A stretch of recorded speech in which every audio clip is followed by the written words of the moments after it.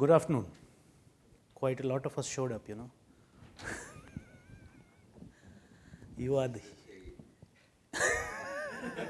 you took away my thunder. So bad of you, Ellie. Allow me one joke. So welcome to the tale. No, I'm saying this. Welcome to the tale.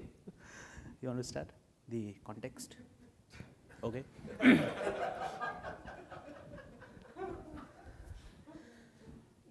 The red ones are out there in the other room. Let's define the long tail. The context is that in distribution and retail, in retail we are looking at a large number of variety of SKUs that a company is handling, typically displaying this through stores and looking at the sales velocity of SKUs. In distribution, very, very pertinent to countries like India, Brazil, the developing countries, where the product is sold through a long distribution chain, which has got a large number of mom and pop stores which are selling the product apart from the big shops in the supermarkets and all. But a large number of retail outlets are small retail outlets at the corner of the streets which are selling these goods. So what we've done is we've looked at these two environments and found, number one, a fundamental similarity in the way companies are looking at their sales performance through these two modes of operation and how they are handling it. So what is a tail? A tail is when we look at the, let's say, the number of SKUs, a typical Pareto. 20% of the items account for 80% of the sales, and 80% of the items account for 20% of the sales. Typically true also for customers. When I look at all the customers that a company is selling through to the end consumer, 20% of the entities that it is selling to, the distributors, the retailers, account for 80% of the sales of the company. And then there's a huge tail of 80% of the population which is accounting for 20% of the sales of the organization. So the probability distribution has a long tail if the larger share of the population rests within the tail, which is contributing to a smaller share of the final end goal that the organization is getting. So you would have seen this. And like I said, customers rank by business, SKUs rank by demand. Let's look at the genesis of this. Why does the tail come about? In sales, you've got to keep on meeting your numbers, right? You're a large company which is selling through distributors who are selling through retailers, and the known retailers, the known distributors have got a potential, and you can satisfy a certain number of sales given organic growth through these people. But your targets are more and more every year as it goes by. So how do you meet an ever increasing target when you're not sure that the sales velocity from these limited set of customers is going to be equally high? You add more and more customers, right? So every month, every year you enroll more and more customers who are accounting for a small portion of the business individually. Why do we have so many SKUs? Well, the companies say that people want to see variety, right? That the customers want to see more and more variety. But yes, what they also want to do is, by showing more and more variety, they want to match the competition, they want to de-risk themselves, and all those buzzwords. But at the end of the day, what happens is more and more SKUs are added to the portfolio of the organization because they have to meet their ever increasing sales targets.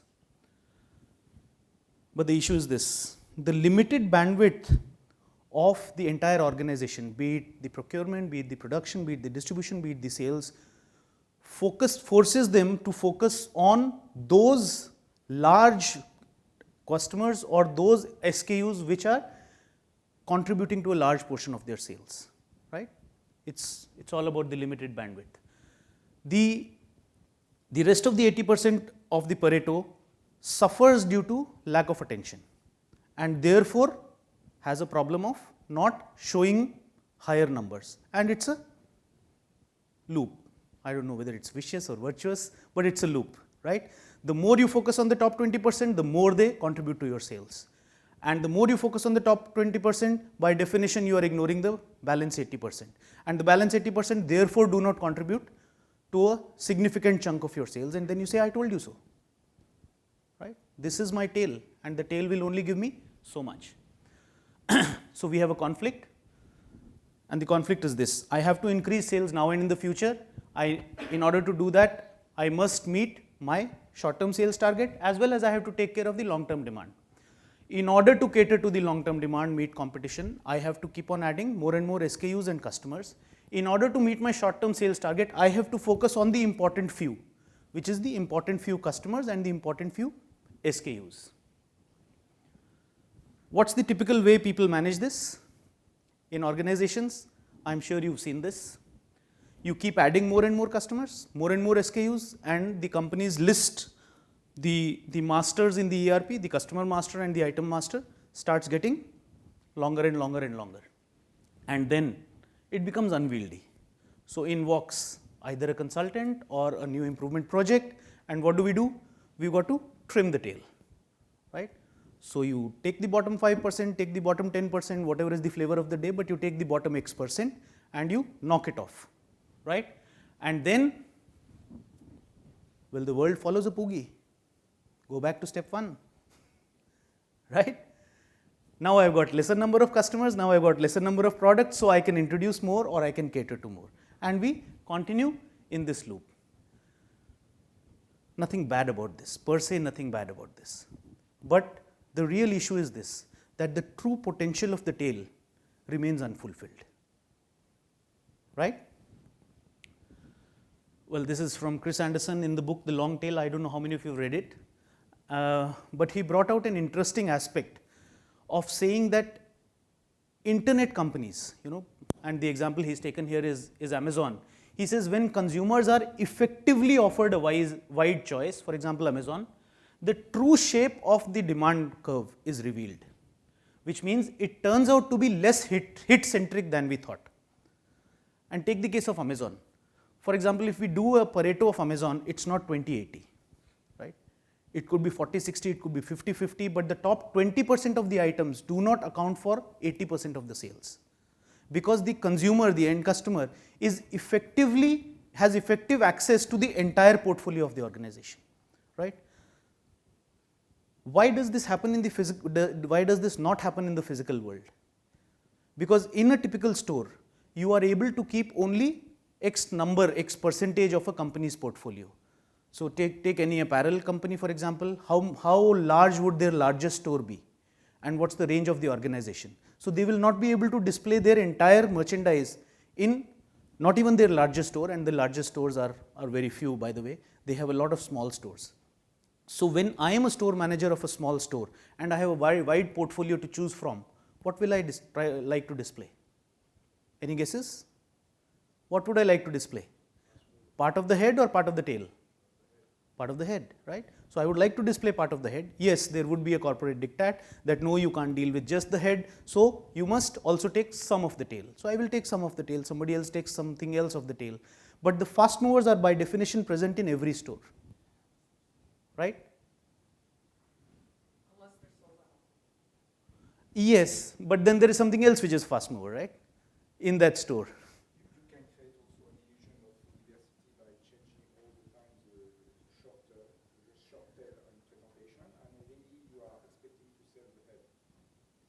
You get what I want. Okay, you present a lot of new things on the glass. Okay. Yeah. You change all the time. Yeah. Very few items. And in reality, you are selling the head. Yes, you're right. Yes, you're right. Yeah. Sorry. You'll have to ask that again because it did not come into the... Sorry. Just making a remark Comment. that maybe you can cheat the client, give an illusion of diversity by putting all the time, changing all the time your long tail SKU, just presenting these things. In reality, you are selling the head. It's just the client want to come in your shop because there is a kind of illusion of diversity. You're right, you're right. And what you're saying is true, but even that, implementing even that is not so easy, because the sheer efforts of churning this display portfolio also is not followed in a lot of companies. They will have a strategy, they will have a weak tactic, but the implementation of that tactic is anybody's guess, right? How much they will do it, because the pullback and then refreshing the range through giving something else in return and all those things, very few companies effectively do it. We are talking of the vast majority of organizations here which are sending the goods and then hoping they will sell. And as Lisa says, the fast ones will sell out, but then they've already contributed to part of the bestseller list, right? So what's the flawed assumption which makes companies live with this problem? The flawed assumption is that the incremental efforts and costs of serving the tail are not worth the returns, right? Because the organization has got a limited amount of bandwidth, which is correct. The organization has got a limited amount of money, which is correct. And 20% of my population is giving me 80% of the sales. So why don't I try and get more and more out of this? Because the moment I try to do justice to the remaining 80%, I will defocus myself, and these efforts and costs are not worth it, because there is an unwritten because here. Because the potential of this tail is very limited in my mind. The potential of this tail is not going to justify the efforts and the time and the money that I spend in trying to maximize the potential. What do we do in TOC? When we walk in and we do an implementation into a retail company or a distribution company, we say we will reduce the replenishment time, and we use the released cash and, in case of retail, released space to be able to display a much wider range. Sounds true? Right? By the book? That we will reduce the RRT. By reducing the RRT, the amount of inventory required in of a particular SKU is now going to dramatically fall. As a result, I am either releasing money and or releasing space in case of a retail chain, and therefore I should be able to display a wider range. The whole trick in getting the better results in a TSC implementation is to have a better range, of course full availability of the current range, and therefore I get more and more sales out of this.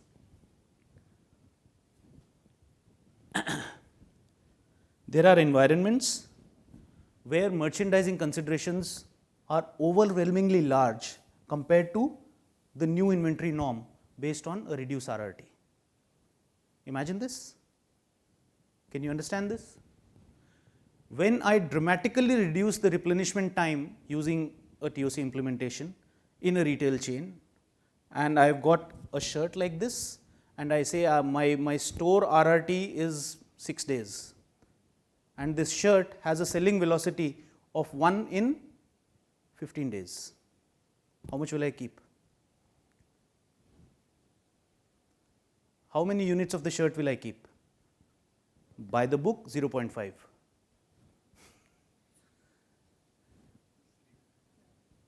Just the sleeves? Yeah. So 1 week I am selling sleeves, and the next week I am selling collars, and finally by the 4th week somebody gets a full shirt if he is coming again and again to buy, right? So I will have to keep the full shirt anyway, right? And this, by the way, is an extremely generous example. We are working with a bookstore where they have a sales velocity of a book, one copy sold in 9 months, and the RRT is 4 days. So I should actually be keeping only the first 3 pages in stock, right? So what do we do here? When I reduce the RRT, I do release on paper, I do release a lot of inventory. But physically, I don't. I still got to keep that one copy, that one shirt, that one pair of shoes. I have to keep minimum one, right? Or it could be more than one also, depending on the sales considerations, right? So just like I said, one single copy can be 4 months of sale, while the RRT is down to 2 days. A standard length of fabric, we are working with a fabric maker who's selling, the minimum unit standard length of fabric is 9 meters. It's cut down from the earlier 16 meters. So they implemented TOC, cut the size from 16 to 9, but the minimum is 9. Below 9 they cannot effectively stock and display to the customer. 9 meters of fabric is about 8 months of sale. So there you are. Or a sofa set. There's a furniture maker who has, who's got a large showroom, and one sofa is 4 months of sale, because that's how it moves. Okay. The minimum ordering quantities rules, this was what we discussed, was for a retail environment. let's just quickly jump to, I'm carrying both these stories together. The minimum ordering quantity from a distributor to a retailer, that means the distributor is collecting order from a retailer and supplying. The distributor also has got his rules of business, and he says I will accept an order for a particular SKU of minimum 1 case, and a case is 12 units of the product. In some cases it is 72, right? So 12, 24, 36, 72, that's how it goes. So a distributor says I will service all the retailers in my area provided they place an order on me of minimum 1 case lot, because I cannot break open the master carton and take out individual pieces and sell it. That's how it is most of the times. Agreed? What does it do? A large retailer can place an order of maybe 2 case lots, because that's the consumption he has in 15 days or a week, depending on how frequently he is being replenished. But a small mom and pop store, 1 case lot of a product could be as much as 3 months of inventory. So what will the mom and pop do? Either not order, right, but still got to sell the product. So what's the way out for this mom and pop store? Don't buy from the distributor, because there's a minimum case lot to be ordered, but I still have to sell this product in my shop. So what do we do? Any ideas? Yeah, but there could be another entity which is going to break this open, right? So in India, these entities are called wholesalers. So guys who are buying in wholesale and then selling in small lots. Typically these are the larger retail outlets who also sell to smaller retail outlets. Yeah, but just a little diversion here. There is a small commercial distortion in this, because when I buy directly from a distributor, I enjoy an X margin. But when I buy from a large retailer who's bought from the distributor, I get a smaller margin. So I know that I'm losing out on the margin. This is the problem of the mom and pop store. Knows that if I bought from the distributor, I would have got a higher margin, but the higher margin comes with the higher stock. Now since I cannot buy that amount of stock, I have to forego part of my margin, and it's not exactly a win-win situation, right? So the assumption is that the smaller retailers in that area will be serviced by these entities called wholesalers, right? And we say that this is something like an open market. So a retailer is not suffering unavailability just because he has a ordering constraint. He will buy from somebody in the market. So therefore the company convinces itself that I am not losing sales from the mom and pop stores, right? We make an assumption that the above 2 conditions are good enough to avoid any loss of sale. Again, what is the flawed assumption here? If there is an open market, there is no need to extend replenishment solution to retailers, right? Because replenishment solution means I will come frequently to you, I will check your consumption, and whatever is the difference between your norm minus your stock, I will supply exactly the same quantity to you. Now when the retailer can buy less than, wants to buy less than 1 case lot, and my replenishment quantity is 1 case lot, I cannot do that. Also, since the market anyway enjoys good availability because of multiple suppliers operating in the same market, so what's the big deal? I am not losing sales anyway, right? Let's look at this. The tail of mom and pop stores continues to be underserved or unserved, as the case may be, as the wholesalers, distributors compete for business from the same set of large retailers, okay, and do not go actively selling to the small retailers. When in the same market, you've got a distributor and you've got multiple wholesalers, and you've got 100 outlets, out of which 20 are large and 80 are small. You are a wholesaler. Where would you try and go do your business? Where would you try and go do your business? Go to the large ones. I am another wholesaler. I will also go to the same large ones. He is a distributor. He will also go to the same large ones, right? And the 80 small ones are left unserved or underserved. But the bigger damage of this for an organization, and we are working with a lot of distribution companies, is that in this so-called open market, the company effectively ends up competing with itself. You are a large retailer, I come for your custom and I say, boss, I want to service you, I'm selling this product, and you say, by the way, I am also getting the same product from another guy who is also trying to sell to you. So what are you offering me? Okay, I'll offer you 0.5% less. So then you go and talk to him and say, Puneet is offering me 0.5% less. He says, is that so? Okay, so I'll give you 0.25 more. So now what we are doing is we are actually competing for the same company's product with you, and by the way, whom are we supposed to compete with?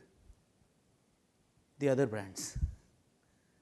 Nobody's got the time to fight with the other companies. They are actually fighting amongst themselves. And this company is the parent organization, the brand owner is spending a lot of money on advertising, marketing, what have you, in order to attract more and more customers. And the channel is spending all the time and energy in fighting amongst itself, leaving 80% of the market underserved or unserved, as the case may be, right? Once in a while you will find this problem happening in the market. So what's the way out? The crux of the distribution solution, as we implement it, is to effectively increase the reach by going and serving all the retailers in a catchment area of a distributor. On paper, sounds okay? This is what we should do. If I've got 100 shops in an area and I've got a distributor, then the distributor must go and service all the 100 shops in that area. Agreed or not? Any questions? No? Why would a distributor not do it? He's a good businessman, by the way, right? Why would he not do it? That's part of the problem. Yes, we just discussed that. It is easier to sell to the top 20 than to go to the 80, but he's got another problem. The genesis of that we just discussed. He knows that he's competing with other distributors even for these 20, right? And the moment he goes and develops 80 more retailers, what's going to happen there? The others are also going to come and compete for business there. So do you want to be the guy who develops the market for somebody else to come and compete with you? You don't, right? In your mind you don't. You don't want to go out and create these new retailers whom the moment somebody else knows that this guy has also started ordering in significant quantities, he'll go and start offering a discount to him and I will lose all the business that I started with this guy. So the conflict is very clear in the mind of the distributor. So by definition, if you see, it's a vicious loop running. These 80% of the retail outlets are left unaddressed directly by the distributors or wholesalers of the company. It requires the distributor to visit retail outlets frequently and replenish them, which is what Humberto is saying, that the efforts to go and collect the orders and service, and more importantly, for retailer replenishment to be successful, the retailers need to be captive to him and will not be cannibalized in the same area by other people by giving better terms. You see this? Both these problems are running simultaneously. This implies that the only way to ensure full reach and prevent any loss of sale is to actually convert an open market to a closed market. Unless I assure him that this is your area and nobody else will encroach in this territory, he will not go ahead and make the efforts to develop the market. You see this? Well, arguments against the transition to a closed market, you fear loss of sale, right? That it is, making it to from an open market to a closed market is limiting the company from trying to, play this game amongst distributors. Fear of inter-distributor conflicts, that I have got 4 or 5 people. Most of the times when we go into a TOC implementation, they already have an open market, right? So they are saying, I've got these 4 or 5 people who are already operating in this market. Now you want me to choose one of them and say that this market is going to be dedicated only to him. What about the other 4? They are going to feel bad, and when they feel bad, they'll stop doing business with me. They will shift to another brand, and therefore I will lose my sales. That's another conflict, right? And fear of dependence on one entity who controls the market. This is a typical problem in the distribution environment, especially in India and Indonesia, the 2 countries that I have personally worked in, is when I have 4 or 5 people serving one market, even if one of them, dies, goes away, closes down, blah, blah, blah, I still have 4 others to handle that territory. But the moment I say this is a closed market and you are the only guy who's going to operate in this market, and tomorrow what if our relationship breaks down? I'm going to lose the entire hold on the market. Because if he goes to competition, I have nobody left to service that market. Sounds right? Yeah? Okay. How we've done it in now maybe 8, 9, 10 companies in distribution is to choose one distributor whom we are confident of, who will go ahead and do this effort with us, right? Continue doing business with the other 4 as they are doing, but choose this one distributor, explain the entire replenishment solution to him, the high ROI model, high availability, low inventory, increase of reach, increase of range, what have you, all the works, and then say, now let's start going to all the small mom and pop stores and servicing them much better than they are being served today, right? And as you are doing this effort and the others are not doing this effort, you will be able to garner a larger and larger share of this market, and there will be a loyalty built from these small outlets towards you, because till today nobody is coming and addressing them. So the reservations on the previous slide, a lot of times they are there in the conference rooms of the organization. When we go out to retail and we talk to a small mom and pop outlet, just the fact that somebody has come to them and saying, I am a distributor of the organization and I will come and sell to you every week. You don't have to make any effort. Don't feel small. If you order just 2 pieces, I will supply you 2 pieces. You don't have to break your head over how much discount you are getting from this guy versus this guy versus this guy, because at the end of the day, a guy who buys 2 pieces actually does not get any discount, right? The person who gets a discount is the person who asks for a large quantity. A small mom and pop store which is selling like 4 pieces a week will buy at the most 6 pieces. 6 pieces, half a carton. Who's going to give you a discount for half a carton? You're not. So don't stop fooling yourself. The distributor has to just go out and get that business. That's what is required. But nobody makes that effort, right? Why does he not do it? All the obstacles earlier, plus the fact that his money is stuck in non-moving inventory of the organization. So after we have implemented the high ROI inventory turns offer with the distributor, we have reduced his capital stuck in stocks. We tell him now with the released capital, instead of just putting it in range, right? Part of it goes into increased range. Use this money to go and service the market, right? So reach is much more important in the game of distribution than range. Actually, the moment we go and increase reach, the range expansion will start automatically, because all retailers will order whatever they think is right, and then the distributor is forced to increase range, because one outlet gives an order of SKU 1, another gives an order of SKU 10, and I am not keeping one of them. I have to service the market, so I will increase range, right? So the impact of reach starts showing to the distributor immediately.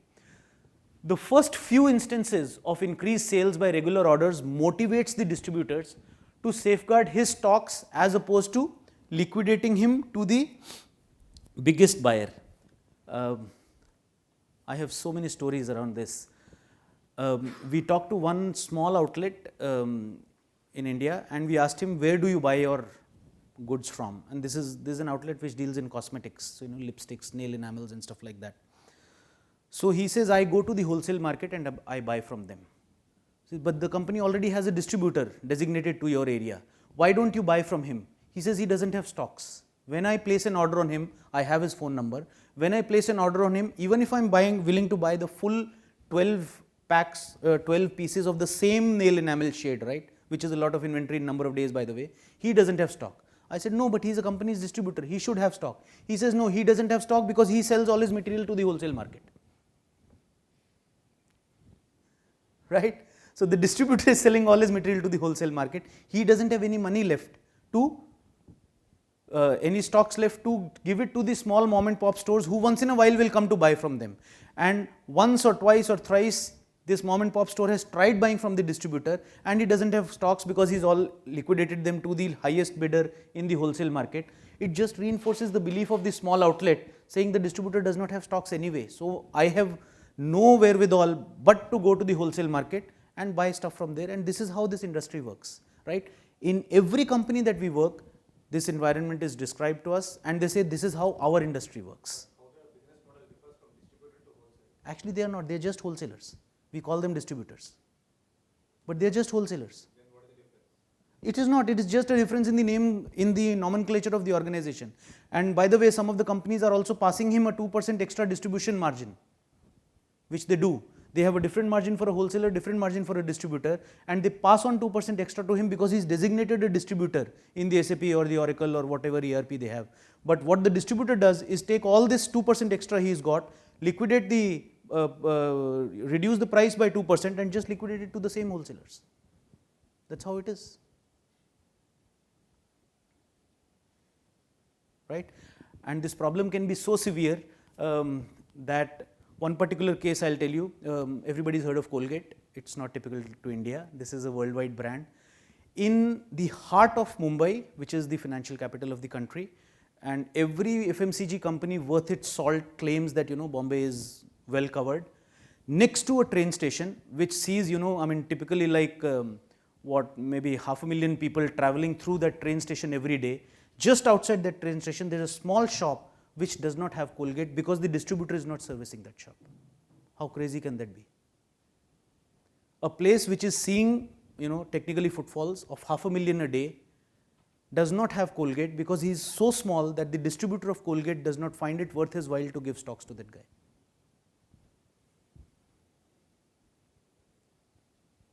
Right? He is a distributor, by the way. He is giving material to a lot of other shops, but not to this shop. And it was shocking when we discovered this. You're speaking about two different tales. Try Yes. to combine them, but like you maybe to microphone.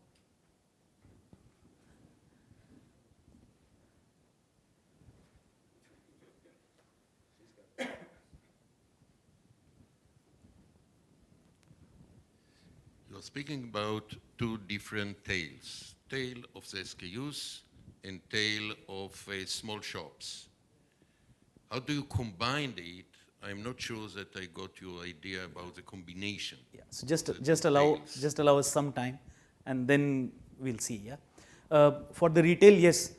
There are two parts to the presentation, but in this part, what is happening is, particularly for companies which are operating largely through distributors, this tail of shops is actually also creating a tail of the SKUs. You see that how? Because the large shops keep dealing with the same SKUs and they are giving you business of the so-called bestsellers. But the moment we go out to a large number of small shops, they are going to buy diverse SKUs. Somebody orders one, somebody orders the second, somebody orders the third, and I start seeing more velocity of the other tail SKUs which are not selling well. Right? So in distribution, actually the tail of the shops creates a tail of the SKUs. And the companies that we are working with in terms of shoes, consumer durables, small home appliances, automotive, that's how it's turning out to be. The moment this company starts going and expanding its reach in the market, each retailer starts giving orders for diverse SKUs. And I suddenly find that my portfolio of SKUs, I'm seeing more orders coming from the tail than from the head.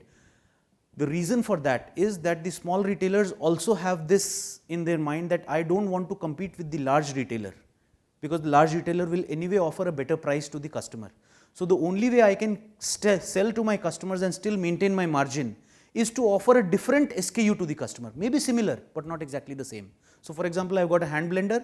The biggest retailer in this market is selling model A, and he is selling it at a price of, let's say $90 compared to the list price of $110.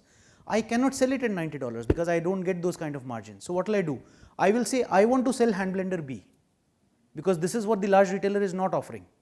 And the hand blender B I can sell at $100 instead of 90. So I can enjoy my margin and still be able to sell because I am not competing with him on the same count. Quite understood. In fact, the tail of the market are the head for the small shop. Absolutely. The tail of the SKUs of the company is actually a head for that small customer. Because the moment if he tries to compete with the head of the company, he cannot compete. He doesn't have the financial wherewithal to compete on the same terms with a large retailer. So in distribution, the two tails are actually created simultaneously. Right? In retail, slightly different treatment. We will allow Satya to have his word on that.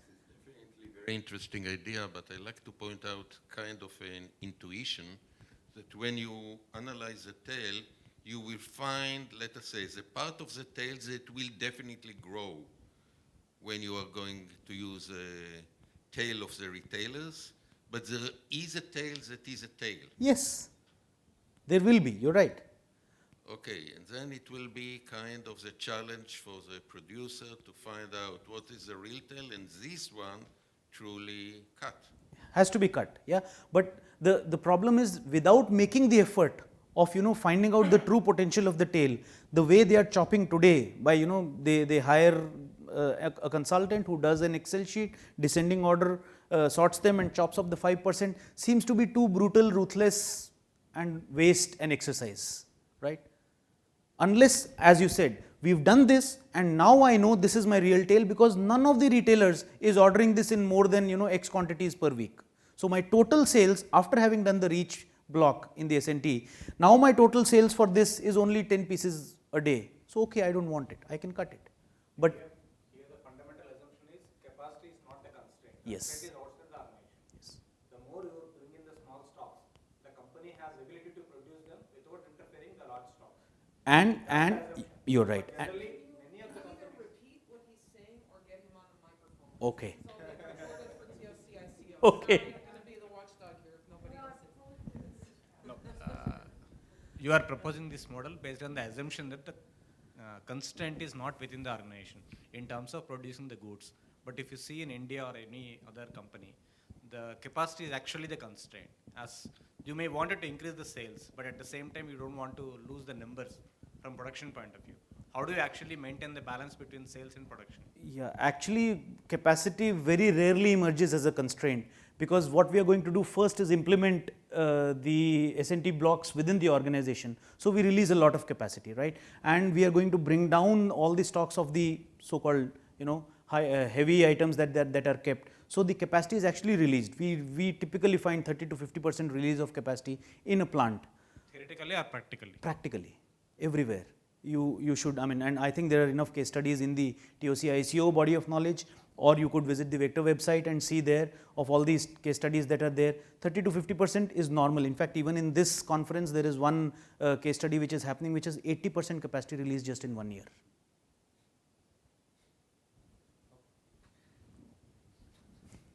Right? Okay. We quickly jump over to the SKU tail, the retail part of it, and then we'll look at the convergence.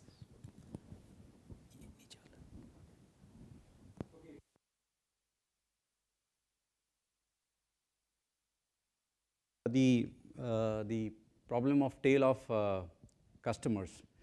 I want to talk about the tail of SKUs, and for this I want to talk about a specific industry, and I'm going to categorize this industry as fashion industry. Now when I'm saying fashion, it is not just what I'm wearing, it's not just shoes, garments or clothing, it's also things like maybe the light fixtures, it could be something like even the consumer durable. In India, what we are finding out that even if you take a fridge, it's turning into a fashion product because the outer layer of the fridge is coming up with a lot of ornamental patterns. So many things are moving into what we are calling as the fashion segment. Now with fashion segment, there is a need to create more and more variety, and that is leading to what is known as a disaggregation of demand. Now to just explain this phenomenon, what is called a disaggregation of demand, I just want you to understand a real case study. Now this is a company which makes fabrics of various colors. Now this company also has a fabric of color black. Can you imagine how many types of blacks it has? Okay, they have 40 types of blacks. 40 shades of black. Now, looks a little strange, right? Gray is another 25 shades. Yeah. You remember the famous quote, you can get any color as long as it is black, right? Now this company has a different quote, I can give you black of any color. So they have a bluish black, a reddish black, and a greenish black. You think this is crazy, but this is actually makes sense. You know why? Because I like black, right? I'm not clear what I want. But when I go to the store and I start seeing a reddish black, a greenish black, suddenly my mind thinks that I need this reddish black. This is now looks exciting to me. And suddenly my mind says that I love reddish black, which means that this kind of creation of new market segments by introducing variety is good, because this is actually a sense of, gives you a competitive advantage in the market. So this is good, but let's see what it does to distribution. The same company, if you want to display it at a retail point, you need something like 9 meters or odd, right? Now same, if you're putting that in the central warehouse, you could get an inventory turns of 6 or 7. You move it down to a retail point, the inventory turns drops down dramatically. It could be 7, 8, 9 months. For example, if you take a book like, let's say a book like a book by Karl Popper, okay, Logic of Scientific Discovery. Now you put it in the central warehouse, you could get an inventory turns of 4. Move it to a retail point, your inventory turns could be about 1 year. Now what we are seeing is many of these fashion companies, there is vast majority of SKUs which have this treatment, which means that the merchandising considerations overwhelm the number that we are getting from our replenishment time calculation. So we go to this company and say, boss, great, we have a way to cut down the lead time. You see your stores are ordering directly from the vendors, they are exposed to a lead time of central warehouse, let's move to a pool system, we'll put the distributor, daily replenishment, and your store replenishment can come down from 1 month to 2 days. Great. Well, they'll say, okay, boss, anyway he's buying for 1 year. So you reduce from 1 month to 2 days. Now then you have a problem here, because what you are saying is still applicable for maybe a 20-30% of the SKUs, you are still applicable. For the vast majority of SKUs, it's not applicable. Your idea goes for a toss. So what do you do now? So we do, maybe one approach is the screwdriver approach, you know that? You have a screwdriver, turn a problem into a screw. So you say cut range. And the day you say cut range to a fashion company, you're saying, okay, this is the door, go out. So basically, we have a problem here, that our, this is the problem that we are talking about. Now the typical approach that we have here is, people have a traditional approach of how to deal with it, and also various approaches in TOC implementation as well. Now the typical approach is, what we say is, let's keep the high selling items in the store and maybe little bit of tail. Now who's going to take the risk? So let's ask the store manager. So some store manager will take some risk, some store manager will not take the risk. You still have a problem. The guy who has taken a risk might be lucky or unlucky, and the guy who has not taken the risk, there's no opportunity to sell, right? Now another approach is, and this is approach which is, I think, what Amazon and people who have digital products have showed it to us, that let's try to keep the tail on a central warehouse, okay? And people can log on to the internet and buy from there. By having the tail at the central warehouse, you are getting more rotations, because that's the aggregation point, right? But now this idea, which is actually very well described in Chris Anderson's book, is very good for products which we can experience over the net. For example, a music, we can sample it out. Books, we can reach 2-3 pages. But what about vast majority of fashion products where people exactly will not go to a net and select and decide to buy on the net? We have a problem here, right? That our replenishment solution is applicable on a small set of SKUs. Large set of SKUs, we really don't have anything, because we can't have the standard FRT where we are reducing the replenishment time, the cash is released, use the released cash to maybe open more stores. That standard FRT is missing, right? Because the vast majority of SKUs, or significant size of SKUs, have a problem of merchandising considerations.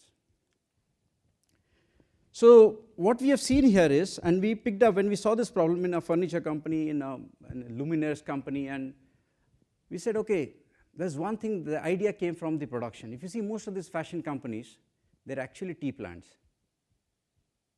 You understand a T plant? The product actually looks the same. At the end point, there are various things added to create the excitement around colors or maybe some additional features. Now what said, can we use this concept of a T plant, the fact that these are T plants, and use it in our display, the way things we are displaying? So what we are saying is, the traditional assumption that we have here is that every SKU has to be displayed, okay, at the point of sale. so that people can experience it. I'm now talking about all these fashion products so that people can experience it. Okay? And the SKU which has to be sold is the same SKU which has to be displayed. Now what we are saying is that this is not necessarily the case all the time. What we are saying is there are various ways to provide people with experience without having the SKU. Okay? Now as a solution, and this is something that we rolled out in a furniture company, okay? As a first step, what we said is the tail, don't move it to the stores. There's no point moving it to the stores. Keep it at the central warehouse. The rotations are much better. Now the point is, how do people at the retail point experience this tail? Through a catalog? Never happens. So you need this new wardrobe. This is this photograph of the catalog. Okay? People usually don't buy a new sofa set, So what we found out is, actually how do people buy? Let's try to see how people buy, and what we saw here is that people buy almost every product around this 3 visual characteristics, and we're trying to define them. One is called look, other is called feel, and the third point is functionality. Now what is look? Look is actually a visual cue where you are able to relate relate it to the actual size of the product. For example, if I am buying a wardrobe, I need to visualize what its real size looks like. Now if you give me a small photograph and you tell me this is like 3 meters height, I can't visualize. I can't visualize in my mind. Not many people can do it. So I need to actually see it in that proportion. Similarly, if you're talking about feel, I can't feel a catalog. I want to feel the texture. Okay? And the third part is functionality or utility. What we are saying is that if there is a sofa, I would actually want to sit on it. If there is a shoe, I want to wear it. If there is a car, I want to drive it. So I just want to use it and see before I decide. So every product, what we are finding out that these are the 3 things that the customer evaluates, and one of them, it's a combination of these 3. In some categories, you could just have the top 2. So what we decided here is, can we provide these 3 without having the SKU? Okay? And combine this with the fact that most of them are tea plants. Okay? So what we did here in this company, we came out with a wardrobe. How do we display wardrobe? This company has 4 types of wardrobes, and each wardrobe has 12 colors. 48 wardrobes, you can't have a retail store of that size. But we want people to have the look of the wardrobe without having the same wardrobe. So what we did here is actually created a display unit where each one of them, you can pull it out and you know how the front looks like. It's the same wardrobe, you want to see how the front will look like. Okay, so there is a pull out which is coming out and you get to see how the front look like. Right? You want a type 2 wardrobe, which is actually the internal structure is different. So everywhere you have this colors, you identify which type of wardrobe you want to see the colors, you take it out and it's not this color, it's a huge one that you can relate to in terms of color, in terms of size, everything. Okay? The same thing, if you see, we did it around the beds. If you see beds also, what we found out is the same bed, but there are different kinds of headboards. And you display this additional headboards next to it, and you don't need the space of the entire store there. Okay? So you can decide, okay, this is the bed, and if you want a different variety, these are the wardrobes, you can relate to it real life. The same with the sofas. You put very large fabrics that you can place on the sofa, and I can sit on it and see it and make a decision. Now it looks so simple, but while implementing it, let me tell you what problem we had. While implementing it, and everybody said, wow, it's a breakthrough idea. Now we don't have to open large stores, by the way. We can deal with small stores, and a small guy can be our dealer. It's so great. and say, okay, implement it. And what we found out is some stores it gives fantastic results and some stores are not giving as much results. Then what we found out is there is another problem that is coming up. Each store, the salesman, now his paradigms have to change dramatically. Can you guess why? This guy was used to selling products for which the inventory is there. Now this salesman has a paradigm that each customer comes in, he wants to finish the transaction, off he goes. Now this guy actually was not trying to sell from the catalog. Why? Because in a non-TOC environment, if he promises a customer a catalog and that product does not reach the customer can come back to him and make life difficult for him. So what he has a way, he says, okay, you see these are not so great, these products are great. Can you buy from them? And these are the ones which are in inventory. So these guys, the new retailer, why the sale is not going up? We have such a fantastic thing. What we found out that their perception of availability at the central warehouse had not gone up, even the availability had improved. So we had to do a capitalized phase, tell them that this is what is happening and convince them, show it them with data that this is what is happening, and they started selling. So we actually introduced a training program which we are calling it selling without the inventory. Okay? And this, once that happened, and that's when we started seeing the sale of variety coming up. Okay? Now, obviously, what we are trying to say here is a unique way to show range in a company, but overall, we have also implemented at any point of time there has to be range limits put, that this is the maximum range which is allowed at any point of time at the company level, because every time there are new products getting introduced, right? So you need to ensure that something is going out and new ones are coming in. So those kind of range limit rules are also put in place. Now if you see, this way of thinking has opened up new possibilities. The question is, and these are like very interesting questions that are coming up before us. Should you open very large stores, few of them, or use the same money to have many small stores all over the place? Very, very interesting questions that come in front of us. And at the end of the day, what we are trying to achieve is what Chris Anderson had written in his book, that actually a distribution which is like this should turn out to be like this, a much, much thicker tail. That means every SKU actually gets a chance to prove itself before you trim it out. So what we are trying to provide here is a chance to every SKU to prove itself, and then if it fails, that's the right time you can have your trimming decisions. You trim it and then you introduce more SKUs. The range limit obviously has to be in place. So that's broadly what we wanted to talk about and share our experiences in the fashion industry. Thank you.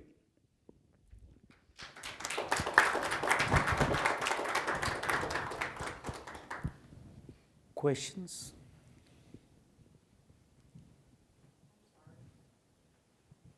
Yeah, Mike.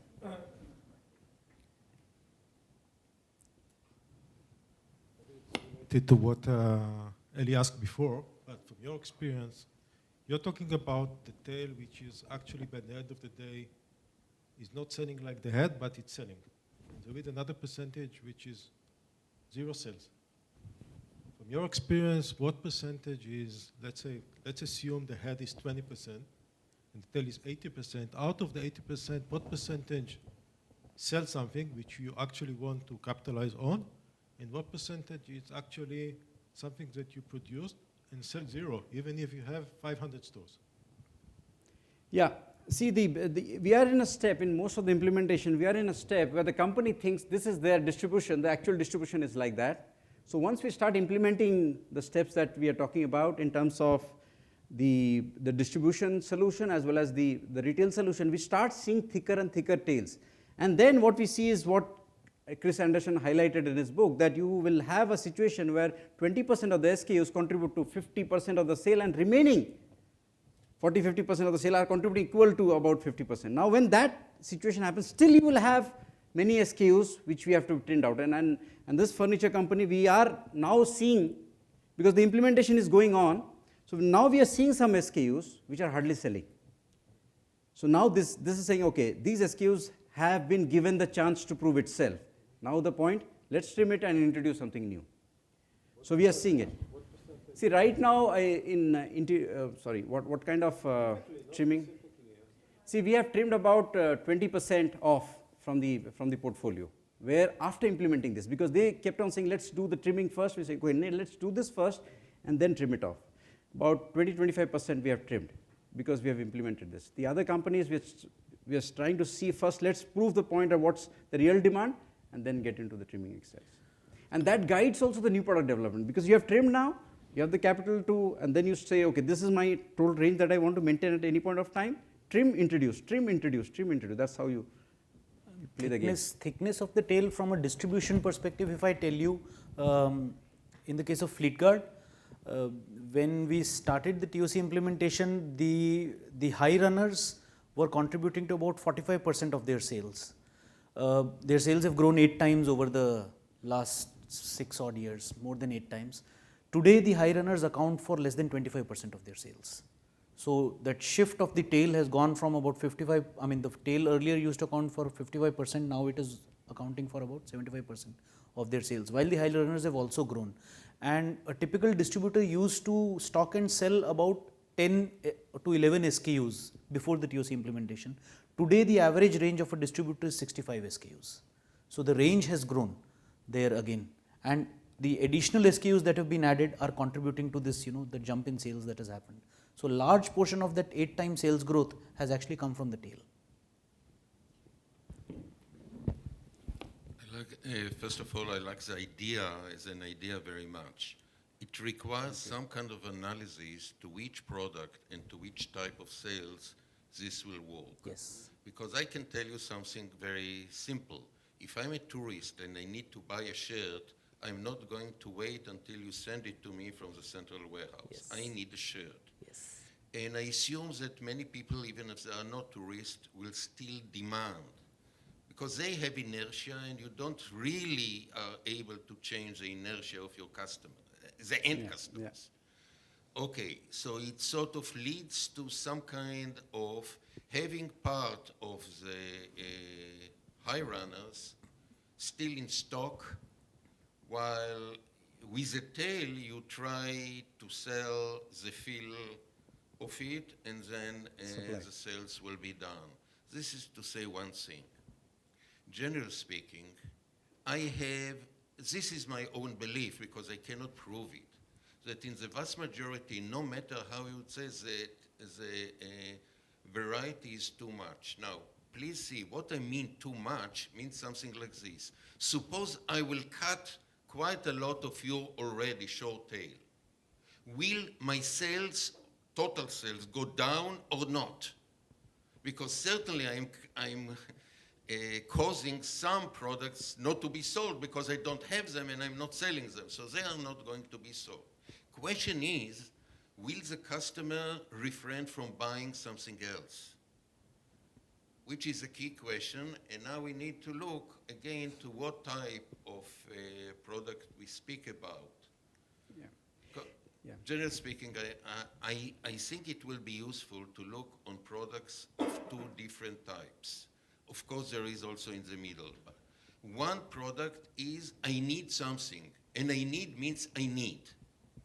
Like I need a computer, I need shoes, and this is currently I need, which means I go in and I look for something that somehow satisfies my need, and then I buy. There are many, of course, purchases, especially today, that I can go in. If I don't see something that I like, I just go out.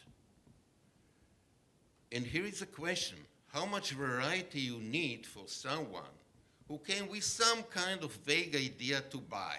If something nice will show up, how much variety you need to put to him in order that some purchase will take on? I don't have an answer really, but I can somehow define behavior.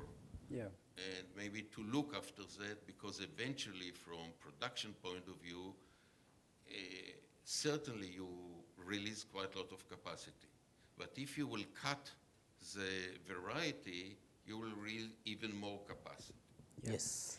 Okay, and then there will be the question what to do with it, and but then you Yeah. might go to different type of product because, by the way, you're also right. I mean, for the shop when they have space available, not necessarily they will increase the variety within the products they sell. They Yes. might come in with products they never saw.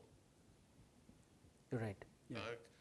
Yeah, Eli, there are 2 points of view that we are having here. One is the entire thing about what is really the tolerance time of customer.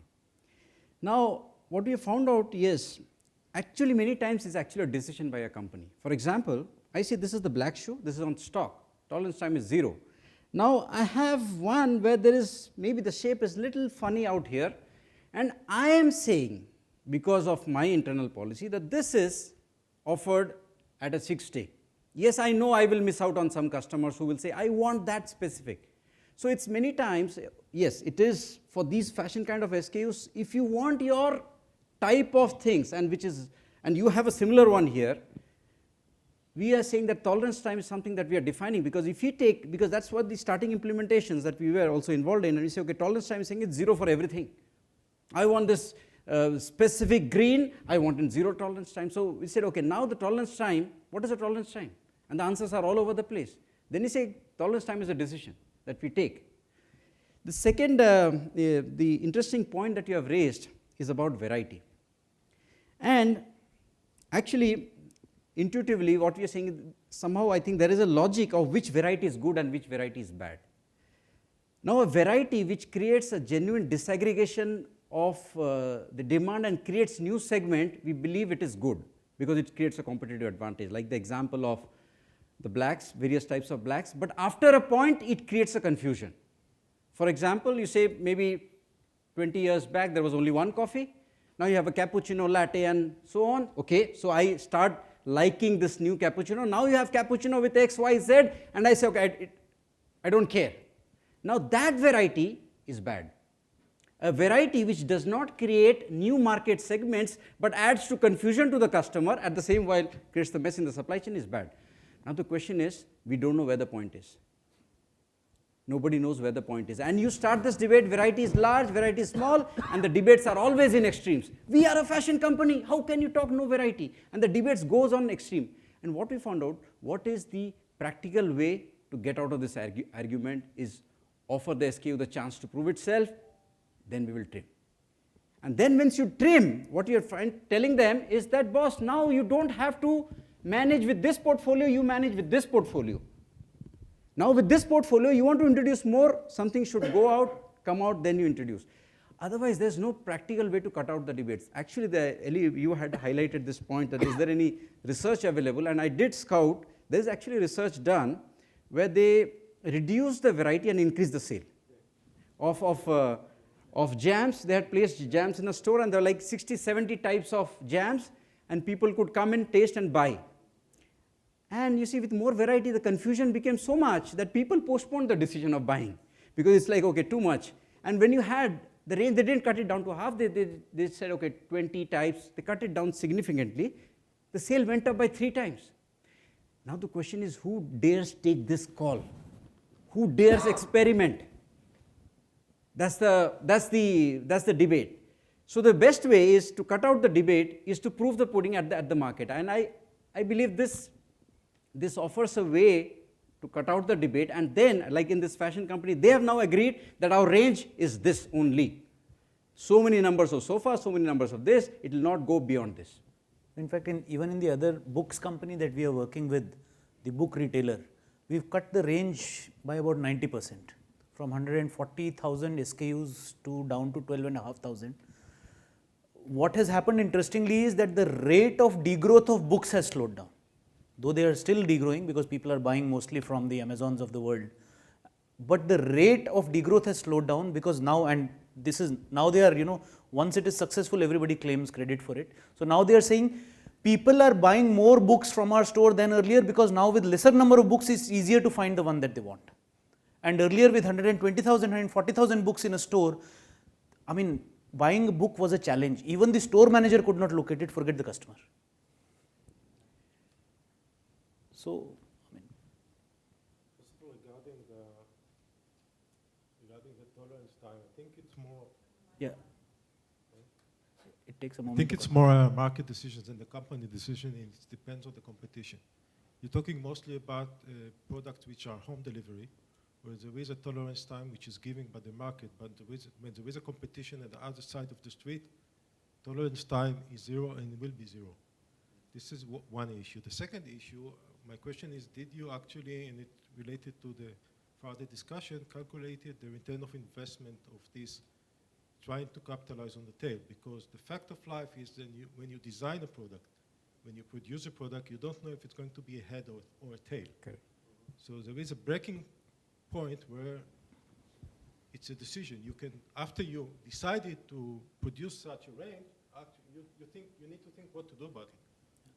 Just one limited comment on the tolerance time. What we are discovering is that customers who are buying in the tail actually have a longer tolerance time than customers who are buying in the head. So, for example, I come to buy a product and you got it in stock, only 3 colors. The company has 12 colors. You have 3 in stock. I like one of the remaining 9 which is not in stock with you. I've got a clear choice. If I need that product urgently, I may compromise on the color and say, okay, I will take the one you have. But if I'm really finicky about, one of those, my pink, this is my pink, I will actually wait for it. If you are willing to give it to me in a reliable time. In a guaranteed reliable Right? time. If this is not within the noise, this behavior. Exactly. So, what we are discovering is more and more the behavior of people is people who are really liking the tail wait for it. Yes, right now we like Ellie says, I don't have conclusive proof to demonstrate it for you. But what we are seeing is that we are getting more and more sales of the tail with the tolerance time while the head is still offered MTA. So, the head is offered as MTA, the tail is offered as MTO with a reliable time and the sales of the tail is going up. By the way, I've seen something a little bit similar. The concept is similar, but here is another problem of sizes. So there are some sizes that only very few people fit into it. Yeah. So at least one retail chain that I know, what they did is something like this. They have one shop in a pretty big city which has those sizes. Yes. You as a customer will go into any shop, you will see the design, you will see the feel, the fabric, everything. But if it's not your size, you will need to go there or being sent. And people will travel to that store to buy their size Or because maybe they are get not it. getting it. Because they don't have a, Exactly. don't have a choice, which come back to what Shlomo said, that the tolerance time, first of all, is a factor that you can Yes. impact, especially if you speak about a tail. Because you need to think a little bit, who is buying the tail? Many times it is the more sophisticated customers that they want to differentiate themselves from the rest. Absolutely. And if this is the price they need to pay, then they will They pay, will then their tolerance time will change. This also means that you need to have the fast movers. Always in Always stock. available. Always in stock. Yeah. In fact, one interesting thing that is happening in the, interesting thing that's happening in one industry, which is the home decor industry in the country. Now, what happened is one player, home decor like your furnishings and everything. Now, typically people used to stock. Almost all the players used to stock. Now, tolerance time is 0. People go in and say, boss, please cut it, and say, just cut it and you can take it, carry along. Now, there is one player in India is opening up networks like crazy and saying stock you have to hold as a dealer is 0. Now, how are they selling? Big catalogs, okay, large size, you have large, and the guy sits with just these books. You come in, you see these books, the delivery is in 4 days. Promised delivery is in 4 days. Now, 0, 4 days, people are getting their choice. 4 days is okay. I mean, 0 becoming 4 for the design that you want, and the industry is changing. Slowly, the other players are trying to copy it, but this requires this very high availability at the central warehouse. So, if you don't have this plane and you play this game, it's gone. Okay? This requires a necessary condition that the availability is perfect, so that the guy who's selling knows that this order is over and the guy will not come back, the customer will not come back and make life miserable for him. because every salesman wants to finish off a transaction at a retail point and get out of it. Yeah. Umberto had a question. No, Lisa had. Lisa also. So I always try to take away what's the essence of what I'm supposed to learn. So I want to feedback and make sure I get the main points you're trying to make. One is, we all agree, we want shorter and fatter tails. Your claim is, which I think I agree with now that I understand what you're saying, is, look, we can do, when we walk into an implementation, we can do the Pareto and we're gonna find a head and a long tail. Your warning is, be careful about cutting the tail too fast, because until you give customers, in the case of a brand company selling to distributors, or consumers, or SKUs in the case of ultimately getting to retail, until you actually give them the chance to be sold, you don't really know for sure, exclamation point, what the real tail is. Absolutely. Correct. So make sure that you're making things available. Make sure that you're not losing the sales because of oversaturation or lack of availability. Give this stuff a chance to be sold. Yes. That's the main, I think that's the main thing I'm taking away. And Bang on. two, the second thing is, now how do you deal with the fact that you are gonna have a tail, and that there are a variety of tastes out there, and if you're gonna try and stock the one unit of every single possible tail, there's other ways, depending on the nature of the consumer and the nature of the business. Do what Ellie did years ago with Cadillac. If there's a way that you can put into the retail shop a way for you to check the look, the feel, and the functionality, and have very, very fast delivery of exactly what I want, then find ways to do that, because you can probably increase the thickness of the tail. Absolutely. Yes, Absolutely. Cool. Bang on. thank you.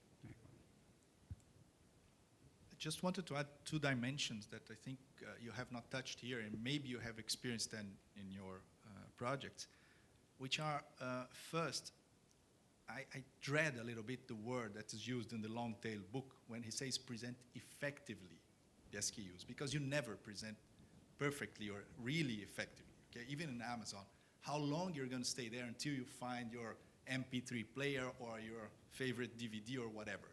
Unless you know exactly what you want, and either they have it or they don't, assuming the search function works with what you have in your head, or it's gone. So the effectively there is a little bit dangerous. And when we go to the physical world, it becomes even more dangerous. And it's something that I've seen work well and bad in different situations, is how you split the product categories across the mix that is supposed to be in the store.